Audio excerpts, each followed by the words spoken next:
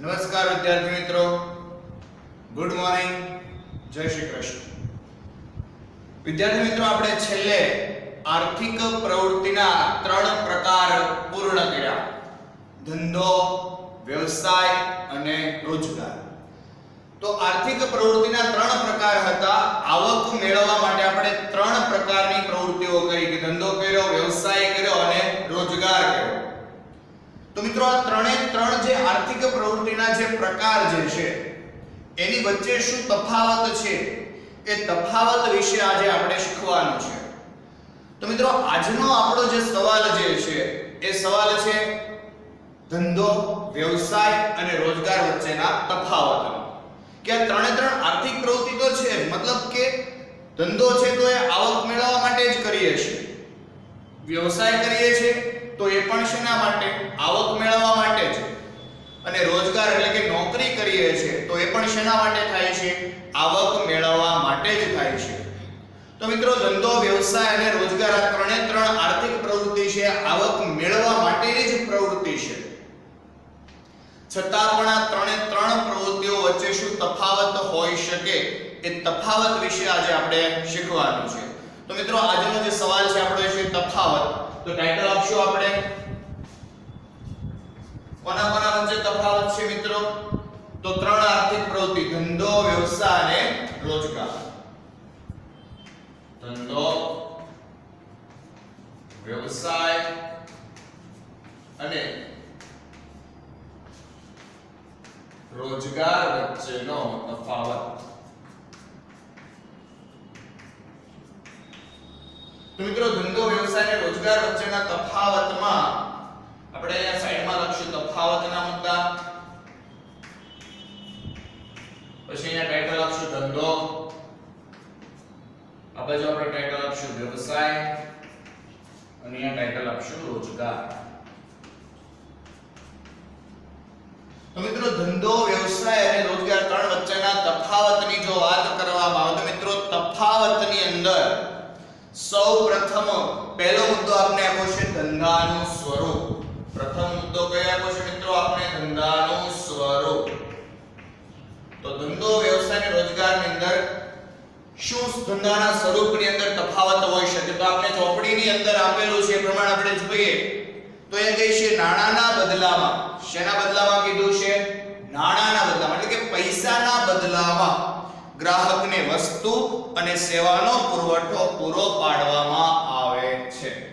શેના બદલામાં કીધું છે? નાણાંના બદલામાં. તો આપણે ટૂંકમાં અહીંયા લખી શકીએ મિત્રો, શું લખી શકાય? તો નાણાંના બદલામાં શું? વસ્તુ કે સેવા. તો મિત્રો, ધંધો જે છે એ ધંધાની અંદર કઈ રીતેનું સ્વરૂપ હોઈ શકે, કઈ રીતે કાર્ય કરે છે? તો ધંધો જે છે ત્યાં કઈ રીતે મિત્રો કાર્ય થતું હોય છે? તો જ્યાં ધંધો છે ત્યાં કઈ રીતે કાર્ય થતું હોય છે? તો કે ત્યાં નાણાંના બદલામાં, મતલબ કે પૈસાના બદલામાં શું? વસ્તુ કે સેવાનો પુરવઠો પૂરો પાડવામાં આવતો હોય છે. કહેવાનો મતલબ કે ધંધાનું જે સ્વરૂપ જે છે મિત્રો, એ ધંધાના સ્વરૂપની અંદર કઈ રીતે જોવા મળે? તો જ્યાં ધંધો હશે ત્યાં એક બાજુ પૈસા આપવામાં આવતા હશે તો સામે તરફથી વસ્તુ કે સેવા આપવામાં આવતી હશે. એટલે ધંધાનું જે સ્વરૂપ જે છે એ ધંધાની અંદર આર્થિક પ્રવૃત્તિના પહેલા પ્રકારની અંદર જો કહેવામાં આવે તો કે નાણાંના બદલામાં વસ્તુ કે સેવા. તો મિત્રો, વ્યવસાયના અંદર ધંધાનું સ્વરૂપ કઈ રીતનું હોય છે?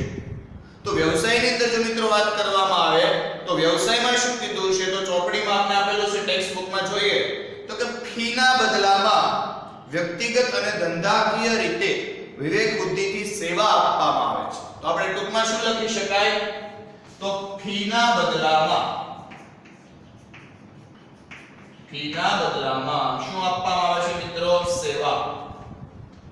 તો મિત્રો, જ્યાં વ્યવસાય થતો હશે ત્યાં વ્યવસાયની અંદર ધંધો કઈ રીતે હશે?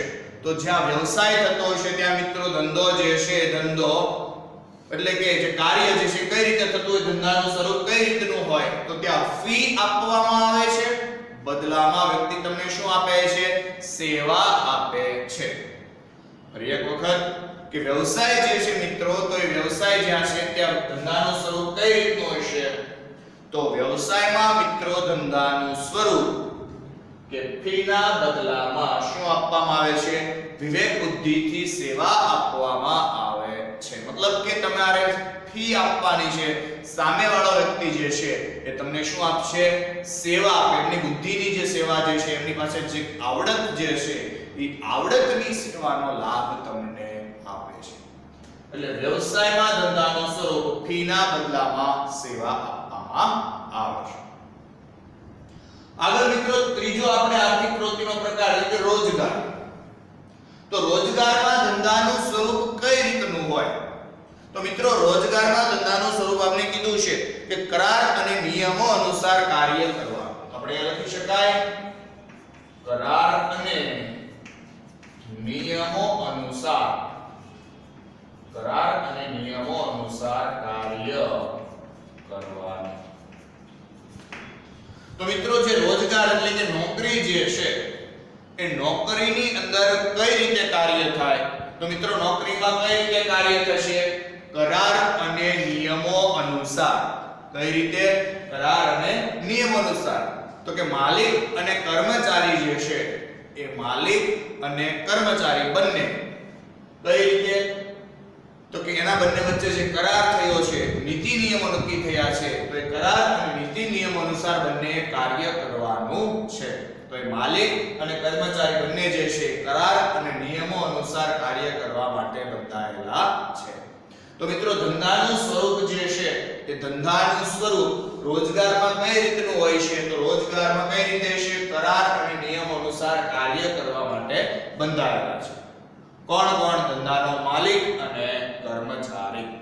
તો આ છે મિત્રો તફાવતનો પહેલો મુદ્દો, ધંધાનું સ્વરૂપ. તફાવતનો બીજો મુદ્દો આપણે શું આપ્યો છે? આ ત્રણેય આર્થિક પ્રવૃત્તિ વચ્ચે. તો તફાવતનો બીજો મુદ્દો મિત્રો આપણે કીધું છે લાયકાત. શું કીધું છે બીજો મુદ્દો તફાવતનો? લાયકાત.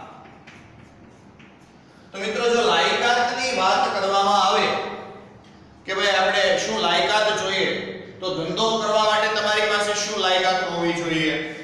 વ્યવસાય કરવા માટે શું લાયકાત હોવી જોઈએ? રોજગાર માટે શું લાયકાત હોવી જોઈએ?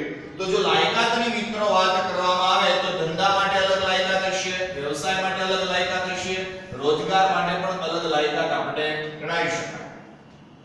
તો ધંધામાં શું લાયકાત? તો એની અંદર જો આપણે કીધું છે કે કોઈ શૈક્ષણિક લાયકાતની જરૂર નથી. શૈક્ષણિક લાયકાત જરૂરી નથી. શૈક્ષણિક લાયકાત જરૂરી નથી. મતલબ કે તમારી પાસે કોઈ શૈક્ષણિક લાયકાત ન હોય તો પણ તમે ધંધો કરી શકો છો. જો તમારે શું કરવું છે? ધંધો કરવો છે, તો તમારી પાસે મિત્રો કોઈ શૈક્ષણિક લાયકાત જરૂરી નથી. એટલી જ લાયકાત જરૂરી કે તમને ધંધો કરતા આવડવું જોઈએ. તમારી પાસે કોઈ MBBS કે MD કે MS કે LLB કે એવી કોઈ ડિગ્રીની જરૂર નથી પડતી. જો ધંધો કરવો છે તો કોઈ શૈક્ષણિક લાયકાત જરૂરી નથી. એટલે ધંધો કરવા માટે માત્ર આપણી પાસે શું લાયકાત હોવી જોઈએ? તો માત્ર આપણે ધંધો કરતા આવડતું હોવું જોઈએ, એટલે આપણે ધંધો કરી શકાય છે. તો મિત્રો આગળ બીજું કીધું છે વ્યવસાય. તો વ્યવસાયમાં તમારે શેની લાયકાતની જરૂર પડે? તો શૈક્ષણિક લાયકાત, તાલીમ અને વિશિષ્ટ જ્ઞાન જરૂરી. કઈ કઈ બાબતોની જરૂર પડશે? શૈક્ષણિક લાયકાત, બીજું શું કીધું છે? તાલીમ અને વિશિષ્ટ આવડતની જરૂર. શૈક્ષણિક લાયકાત, તાલીમ અને વિશિષ્ટ આવડત જે છે એ વિશિષ્ટ આવડતની શું પડે છે મિત્રો? અહીંયા તમારે જરૂર પડે છે. જો તમારે મિત્રો શું કરવો છે? વ્યવસાય કરવો છે, તો વ્યવસાય કરવા માટે તમારે શું કરવું છે મિત્રો? વ્યવસાય કરવો છે, તો વ્યવસાય કરવા માટે તમારી પાસે શું લાયકાત હોવી જોઈએ? તો વ્યવસાય માટે તમારી પાસે લાયકાતમાં શૈક્ષણિક લાયકાત, જેવો વ્યવસાય કરવો છે એવી લાયકાત આપણી પાસે હોવી જોઈએ. તો એવી શૈક્ષણિક લાયકાત, બીજું કીધું છે તાલીમ, એટલે કે એવું તમારી પાસે જે નોલેજ જે છે શીખવું પડશે તમારે, તો એવું તાલીમ લેવાની છે. વિશિષ્ટ આવડત, કંઈક બધા કરતા અલગ આવડત પણ આપણી પાસે હોવી જોઈએ. શેના માટે મિત્રો? વ્યવસાય કરવા માટે આપણી પાસે શૈક્ષણિક લાયકાત, તાલીમ અને વિશિષ્ટ જ્ઞાનની જરૂર પડે છે. તો રોજગાર એટલે કે નોકરીમાં શું શૈક્ષણિક લાયકાત જરૂરી છે? તો મિત્રો નોકરીની અંદર કાર્યના સ્વરૂપ અનુસાર લાયકાત જરૂરી. આપણે લખી શકાય કાર્યના સ્વરૂપ અનુસાર લાયકાત. જેવું તમારે કાર્ય કરવાનું છે એવા કાર્યના સ્વરૂપ અનુસાર તમારી પાસે લાયકાત હોવી જોઈએ. જેવો તમારે શું કરવાનું છે? કામ કરવાનું છે, જેવું કાર્ય કરવાનું છે એવા કાર્યના સ્વરૂપ અનુસાર તમારી પાસે લાયકાત હોવી જોઈએ. એટલે રોજગારની અંદર લાયકાતની જો વાત કરવામાં આવે તો કાર્યના સ્વરૂપ અનુસાર લાયકાત જરૂરી છે. તો આ થયો મિત્રો તફાવતનો બીજો મુદ્દો કે લાયકાત. ધંધામાં શેની લાયકાત જોઈએ? તો ધંધો કરવા માટે કોઈ શૈક્ષણિક લાયકાત જરૂરી નથી. વ્યવસાયની વાત કરવામાં આવે તો વ્યવસાયમાં શૈક્ષણિક લાયકાત જરૂરી છે, જ્યારે રોજગારમાં કાર્યના સ્વરૂપ અનુસાર લાયકાતની જરૂર પડે. આગળ તફાવતનો ત્રીજો મુદ્દો આપણે કીધું છે મિત્રો બદલો કે વળતર. ત્રીજો મુદ્દો શું કીધું છે? બદલો કે વળતર. તો મિત્રો તમે જો ધંધો કરતા હો તો ધંધાની અંદર તમને બદલા કે વળતર સ્વરૂપે શું મળે? તમે શું કરો છો મિત્રો? ધંધો કરો છો તો ધંધાની અંદર તમને બદલો કે વળતર સ્વરૂપે શું મળશે? તો જો આપણે ધંધો કરતા હોય તેનો મેન ઉદ્દેશ્ય શું હોય? નફો મેળવવાનો. ધંધાનો મુખ્ય ઉદ્દેશ હોય નફો મેળવવાનો. એટલે ધંધાની અંદર આપણે બદલા કે વળતર સ્વરૂપે શું મળે છે? તો ટૂંકમાં આપણે લખી શકીએ અહીંયા નફો મળે. શું મળે? નફો મળે. એટલે જો આપણે ધંધો કરતા હશું તો વળતર સ્વરૂપે આપણે શું મળશે મિત્રો? નફો મળે છે. તો એવી રીતે તમે જો વ્યવસાય કરતા હો, જો તમે શું કરતા હશો? વ્યવસાય કરતા હશો તો વ્યવસાયમાં તમને વળતર સ્વરૂપે શું મળે? તો અહીંયા આપણે તો કાર્યના સ્વરૂપમાં ફી હતું. તો એ જ વસ્તુ અહીંયા છે કે વ્યવસાયમાં તમને મિત્રો વળતર સ્વરૂપે શું મળશે? ફી મળે. શું મળે છે મિત્રો? ફી મળે છે. તો વ્યવસાયની અંદર તમને વળતર સ્વરૂપે બદલા સ્વરૂપે શું મળે છે? ફી. કેમ કે તમે લોકોની શું કરો છો? સેવા કરો છો. એટલે વળતર સ્વરૂપે તમને ફી મળે છે. જ્યારે મિત્રો રોજગાર એટલે કે નોકરી, તો નોકરીની અંદર તમને વળતર સ્વરૂપે શું મળશે? તો મિત્રો નોકરીમાં તમને વળતર સ્વરૂપે શું મળશે? પગાર અથવા વેતન અથવા દરમાયો. જેવો આપણે શબ્દ કેવો હોય આપણે કહી શકાય. જો તમે શું કરતા હશો મિત્રો? નોકરી કરતા હશો તો નોકરીમાં તમને વળતર સ્વરૂપે શું મળશે? પગાર મળશે અથવા વેતન અથવા આપણે દરમાયો પણ કહી શકાય છે. એટલે અહીંયા નોકરીની અંદર આપણે વળતર સ્વરૂપે આપણે શું મળશે મિત્રો? પગાર મળશે. તો આ થયો મિત્રો તફાવતનો ત્રીજો મુદ્દો. આગળ આ ત્રણ વચ્ચે હજી એક ચોથો મુદ્દો આપણે આપ્યો છે. તો ચોથો મુદ્દો આપણે કીધું છે મૂડી. ચોથો મુદ્દો શું કીધું છે મિત્રો? આપણે મૂડી. તો જો મૂડીની વાત કરવામાં આવે, પૈસાની વાત કરવામાં આવે તો ધંધાની અંદર મૂડીમાં શું હોય? તો અહીંયા કહે છે ધંધાનું સ્વરૂપ અને પ્રકાર અનુસાર મૂડીની જરૂરિયાત. ધંધાનું કીધું છે સ્વરૂપ અને પ્રકાર અનુસાર. ધંધાનું સ્વરૂપ અને પ્રકાર અનુસાર તમારે શેની જરૂર પડે મિત્રો? મૂડીની જરૂર પડે. તમારે જો ધંધો કરવો હોય, તમારે શું કરવું હોય મિત્રો? ધંધો કરવો હોય તો ધંધો કરવા માટે ધંધાનું સ્વરૂપ અને પ્રકાર અનુસાર શેની જરૂર પડશે? મૂડીની જરૂર પડે છે. જો તમારે શું કરવું છે? ધંધો કરવો છે તો મિત્રો જેવો તમારે ધંધો કરવો છે એવા ધંધાના સ્વરૂપ અને પ્રકાર અનુસાર મૂડીની જરૂર પડે. એટલે કે આપણે મોટા પાયે ધંધો કરવો છે તો વધારે મૂડીની જરૂર પડે. નાનો ધંધો કરવો છે તો ઓછી મૂડીની જરૂર પડે. ટૂંકમાં જેવો આપણે ધંધો કરવો છે એવી મૂડીની આપણે જરૂર પડે. તો આ થઈ ધંધાની વાત. હવે બીજું વ્યવસાયમાં મૂડીની વાત. તો વ્યવસાયમાં શું કહે છે? તો વ્યવસાયમાં મિત્રો સ્થાપના સમયે મર્યાદિત મૂડીની જરૂર. ક્યારે? સ્થાપના સમયે કેવી મૂડીની જરૂર મિત્રો? તો સ્થાપના સમયે મર્યાદિત મૂડીની જરૂર પડે છે. કે જ્યારે આપણે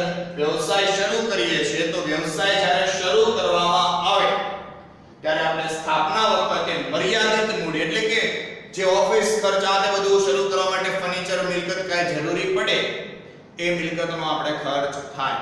એટલે કે સ્થાપના સમયે જ થોડીક મર્યાદિત મૂડીની આપણે જરૂર પડે. થોડા ઘણા રૂપિયા હોય તો આપણા વ્યવસાય જે છે વ્યવસાયની આપણે શરૂઆત કરી શકાય. એટલે સ્થાપના સમયે મર્યાદિત મૂડીની જરૂર પડે. અને રોજગારમાં મિત્રો તો રોજગારની અંદર તમારે મૂડીની જરૂરિયાત નથી. મૂડીની જરૂરિયાત નથી. જો મિત્રો તમારે નોકરી કરવી હોય એટલે કે જોબ જો તમારે કરવાની હોય તો એમાં તમારે કોઈ મૂડી રોકાણ કરવાનું નથી. તમારે જો નોકરી કરવી હોય રોજગાર કરવો હોય તો એમાં તમારે કોઈ મૂડી રોકાણ કરવું પડતું નથી. એનો મતલબ કે તમે સરળતાથી તમારો જે નોકરી જે છે નોકરી શરૂ કરી શકો. માત્ર શારીરિક કે બૌદ્ધિક શ્રમ આપણે કરવાનું છે, એમાં કોઈ મૂડી રોકાણ કરવાનું નથી. તો મિત્રો ચાર જેટલા તફાવતના મુદ્દા કીધા છે. આગળ જોઈએ ફરી એક વખત ટૂંકમાં કે આર્થિક પ્રવૃત્તિના ત્રણ પ્રકાર ધંધો, વ્યવસાય અને રોજગાર. ત્રણે ત્રણ વચ્ચેના તફાવતમાં પહેલો મુદ્દો કીધો ધંધાનું સ્વરૂપ. ધંધાની અંદર કઈ રીતે તો કે નાણાંના બદલામાં વસ્તુ કે સેવા આપવામાં આવે. વ્યવસાયમાં કઈ રીતે ધંધો થાય તો ફીના બદલામાં સેવા.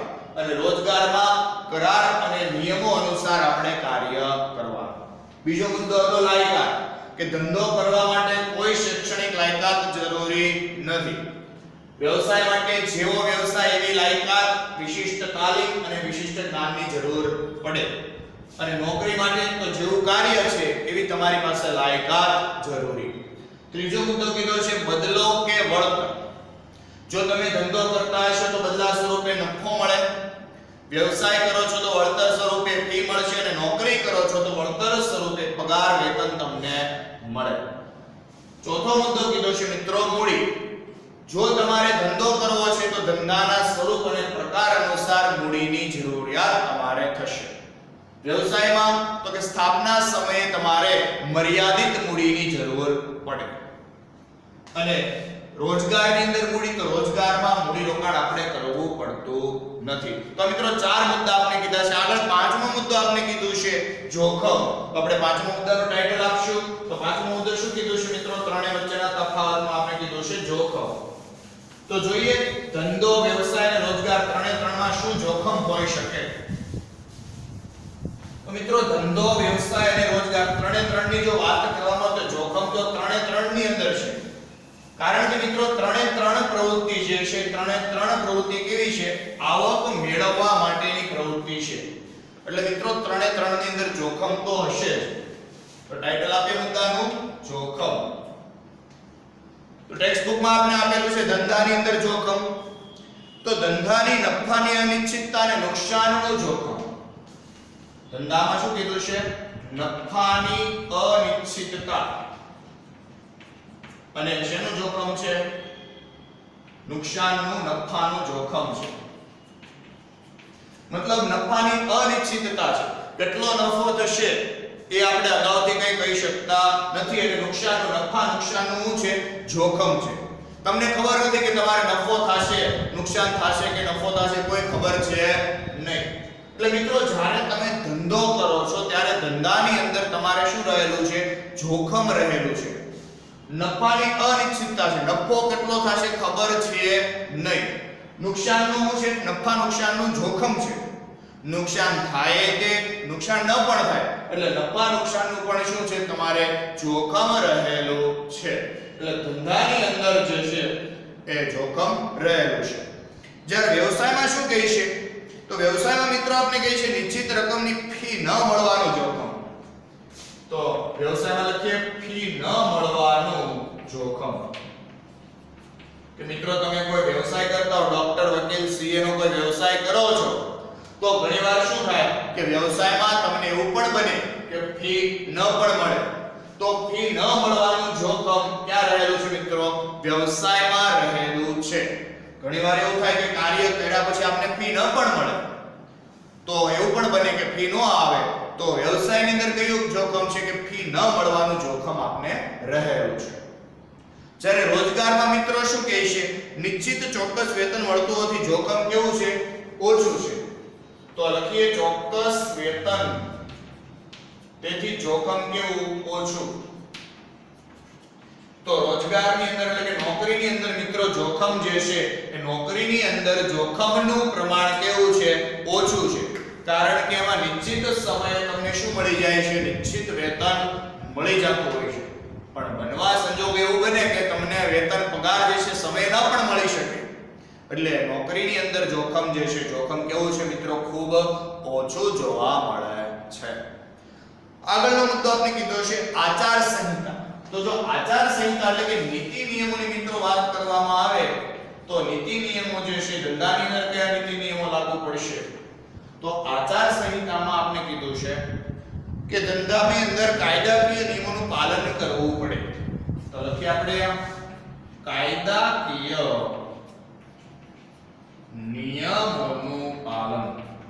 કે મિત્રો સરકારના ગવર્નમેન્ટના જે કાંઈ કાયદાઓ છે એ ગવર્નમેન્ટના તમામ કાયદાઓનું પાલન ધંધા દ્વારા કરવું પડે છે. એટલે ધંધાની અંદર તમામ આચાર સંહિતા નીતિ નિયમો જે છે એનું આપણે પાલન કરવું પડે. જે ગવર્નમેન્ટ દ્વારા નીતિ નિયમો બનાવવામાં આવ્યા છે એનું આપણે પાલન કરવું પડે. જ્યારે વ્યવસાયની અંદર જે તે વ્યવસાયિક સંગઠન દ્વારા નક્કી થયેલા નીતિ નિયમોનું આપણે પાલન કરવું પડે. તો અહીંયા લખીએ આપણે વ્યવસાયિક સંગઠનના નિયમોનું પાલન. જો મિત્રો તમે વ્યવસાય કરો છો, શું કરો છો વ્યવસાય કરો છો, તો મિત્રો વ્યવસાયમાં તમારે વ્યવસાયિક સંગઠનના નિયમોનું પાલન કરવું પડે. વ્યવસાયની અંદર વ્યવસાયિક સંગઠન દ્વારા શું બનાવવામાં આવ્યું છે નીતિ નિયમો બનાવવામાં આવ્યા છે. તો વ્યવસાયની અંદર સંગઠન દ્વારા જે કઈ નીતિ નિયમો બનાવવામાં આવ્યા છે એ સંગઠન દ્વારા બનાવવામાં આવેલા નીતિ નિયમોનું પાલન કરવું પડે. ફરી એક વખત આપણે શું કરીએ છીએ વ્યવસાય કરીએ છીએ. તો વ્યવસાયમાં મિત્રો આપણે શું કરવું પડે વ્યવસાયિક સંગઠન દ્વારા બનાવવામાં આવેલા નીતિ નિયમોનું આપણે પાલન કરવું પડે. અને છેલ્લે નોકરીની અંદર તો કે કરાર દ્વારા નક્કી થતા નિયમોનું પાલન. કરાર દ્વારા નક્કી થતા નિયમોનું પાલન. તો મિત્રો કરાર દ્વારા આપણે જે કઈ નીતિ નિયમો નક્કી થાય છે એ કરાર દ્વારા નક્કી થયેલા નીતિ નિયમોનું પાલન કરવું પડે. જો આપણે નોકરી કરતા હોઈએ તો જો આપણે નોકરી કરતા હશું તો નોકરી કરવા સમયે આપણે શું કર્યું છે મિત્રો કરાર કર્યા છે. તો નોકરી સમયે જે કઈ કરાર કર્યા છે કરાર દ્વારા નક્કી થયેલા નીતિ નિયમોનું આપણે શું કરવું પડે પાલન કરવું પડે. તો એ મિત્રો તફાવતનો એક મુદ્દો આવ્યો આચાર સંહિતા કે ધંધો જો તમે કરતા હશો તો તમારે ધંધાના જે કઈ કાયદાકીય નિયમો છે એનું પાલન કરવું પડે. જો વ્યવસાય કરતા હોય તો વ્યવસાયિક સંગઠનના નિયમોનું પાલન કરવું પડે. અને જો તમે રોજગાર એટલે કે નોકરી કરતા હો તો તમારે કરાર દ્વારા નક્કી થયેલા નિયમોનું પાલન કરવું પડે. અને છેલ્લો તફાવતનો મુદ્દો મિત્રો આપણે કીધું છે માલિકી હિતની ફેરબદલી. છેલ્લો મુદ્દો શું કીધો છે મિત્રો માલિકી હિતની ફેરબદલી. તો માલિકી હિતની ફેરબદલીની જો વાત કરવામાં આવે મિત્રો તો ધંધામાં તમે માલિક છો એટલે તમે તમારો ધંધો જે છે માલિકી હિતની ફેરબદલી કરી શકશો. તો અહીંયા શું કહે છે માલિકી હિતની ફેરબદલી શક્ય છે. તો આપણે ટૂંકમાં લખશું શક્ય છે. કેમ કે ધંધામાં મિત્રો તમે માલિક છો. તમે મિત્રો માલિક છો એટલે તમે માલિકી હિતની શું કરી શકો છો ફેરબદલી કરી શકો છો. એટલે ધંધાની અંદર માલિકી ફેરબદલી કેવી છે શક્ય છે. ધંધાની અંદર માલિકી હિતની ફેરબદલી કેવી છે શક્ય છે. એટલે કે તમે તમારો ધંધો બીજા કોઈને વેચવો હોય તો આપણે વેચી શકાય છે. જ્યારે વ્યવસાયની અંદર માલિકી હિતની ફેરબદલી શક્ય નથી. તો આપણે લક્ષ્ય ટૂંકમાં શક્ય નથી. કારણ કે આજે તમે વકીલ છો તો કાલથી તમારે બીજા કોઈને તમારો વ્યવસાય વેચી નહીં શકાય. આજે તું વકીલ એમ આજથી હું વકીલ તો તું વકીલ એમ. તો આપણે આપણો વ્યવસાય જે છે મિત્રો એ વ્યવસાય અન્ય વ્યક્તિને આપણે વેચી શકશું નહીં. એટલે ત્યાં માલિકી હિતની ફેરબદલી શક્ય નથી. અને નોકરીની અંદર તો આપણે માલિક જ નથી એટલે માલિકી હક જ નથી. તો ત્યાં આપણે લખશું માલિકી હક નથી. એટલે રોજગારની અંદર મિત્રો આપણે માલિક નથી એટલે ત્યાં આપણી પાસે કોઈ માલિકી હક આવતો નથી, એટલે ત્યાં આપણે કોઈ માલિકી હિતની ફેરબદલી શક્ય નહીં બને. તો મિત્રો છેલ્લો મુદ્દો હતો આપણો માલિકી હિતની ફેરબદલી. પર એક વખત ટૂંકમાં જો વાત કરવામાં આવે તો તફાવતની અંદર કયો મુદ્દો કીધો છે? જોખમ. તો ધંધાની અંદર શેનું જોખમ છે મિત્રો? તો નફાની અનિશ્ચિતતા કે નફો નુકસાન થવાનું જોખમ છે. વ્યવસાયમાં તો ફી ન મળવાનું જોખમ રહે છે, ક્યારેક ફી ન પણ આવે. જ્યારે રોજગારની અંદર ચોક્કસ વેતન મળે છે તેથી જોખમ કેવું છે? ઓછું છે. આગળ કીધું છે આચાર સંહિતા. તો ધંધાની અંદર કાયદાકીય નિયમોનું પાલન આપણે કરવાનું છે, જ્યારે વ્યવસાયમાં વ્યવસાયિક સંગઠન દ્વારા નક્કી થતા નિયમોનું પાલન કરવાનું છે, અને રોજગારમાં કરાર દ્વારા નક્કી થતા નિયમોનું પાલન આપણે કરવાનું છે. અને છેલ્લો મુદ્દો કીધો માલિકી હિતની ફેરબદલી. તો એમાં માલિકી હિતની ફેરબદલી શક્ય છે, જ્યારે વ્યવસાયમાં શક્ય નથી, અને રોજગારની અંદર તો મિત્રો આપણે માલિક જ નથી એટલે ત્યાં માલિકી હિતની ફેરબદલી શક્ય થશે નહીં. તો આ ત્રણ મિત્રો આપણો તફાવત કે આર્થિક પ્રવૃત્તિના ત્રણ પ્રકાર, ધંધો, વ્યવસાય અને રોજગાર, આ ત્રણે ત્રણ વચ્ચેનો તફાવત અહીંયા આપણો પૂર્ણ થાય છે. અને તમારે આજના હોમવર્કની અંદર આ તફાવત જે છે, તફાવત રફ નોટની અંદર એટલે કે હોમવર્કની નોટમાં લખવાનો છે. વારે વારે પૂછવાનો આવવું પડે કઈ નોટમાં લખવાનો. હોમવર્કની નોટમાં રફ નોટમાં આ તફાવત તમારે લખવાનો છે. આ સાથે